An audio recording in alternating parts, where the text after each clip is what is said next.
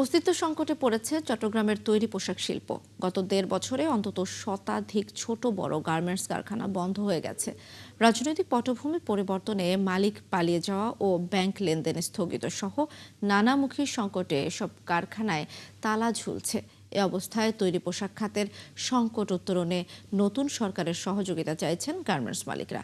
সাইফুল ইসলাম শিল্পীর তথ্য ছবিতে রিপোর্ট। ২০২৪ সালের আগস্টে ছাত্র জনতার গণ আন্দোলনে আওয়ামী লীগ সরকারের পতনের পর চরম অস্থিরতার মধ্যে পড়ে দেশের তৈরি পোশাক খাত।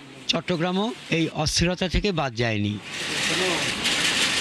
তৈরি পোশাক মালিকদের সংগঠন বিজিএমইএ এর তথ্য অনুযায়ী চলতি ফেব্রুয়ারি পর্যন্ত চট্টগ্রামে বড় আকারের অন্তত ৩০টি কারখানা বন্ধ হয়েছে। এর মধ্যে বিজিএমইএ এর সদস্যভুক্ত কারখানা বন্ধ হয়েছে ১৯টি। গত এক বছর আমাদের প্রায় ১৯টা ফ্যাক্টরি বন্ধ হয়েছে এবং অলমোস্ট ৯,০০০ থেকে ১০,০০০ শ্রমিক বেকার হয়েছে।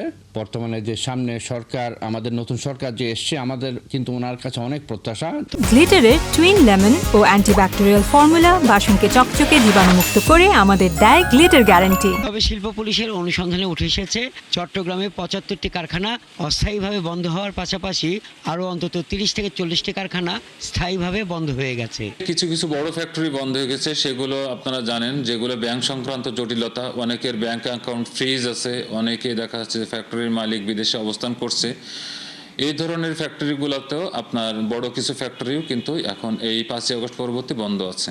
একই সঙ্গে বন্দর কাস্টমস এবং জাতীয় রাজস্ব বোর্ডের নানামুখী সিদ্ধান্তে এই সেক্টরে সংকট বেড়েছে। ট্রাম্প ট্যারিফের কারণে যে ক্ষুদ্র মাঝারি ফ্যাক্টরিগুলো কিন্তু ভালোভাবে চলতে পারে না, অর্ডারগুলো ভালোভাবে নিতে পারেনি, যার দরুন প্রাইস বিট করতে না পারে 20% যেখানে ইনক্রিজ হয়েছে, সেটা কিন্তু সবার পক্ষে কিন্তু অ্যাফোর্ড করা সম্ভব ছিল না এবং বাইরের সাথে নেগোসিয়েশন করাটা কিন্তু সম্ভবপর ছিল না।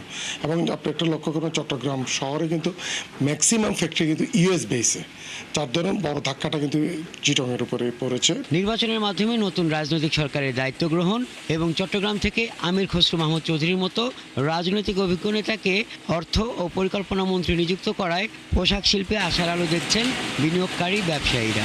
আমরা আশা করছি বর্তমান যে সরকার আসছেন, সেই সরকার হলো যে গণতান্ত্রিক সরকার। এই সরকার যে বিগত দিনে এই ইন্ডাস্ট্রির জন্য অনেক কাজ করেছেন, ইতিহাস আছেন।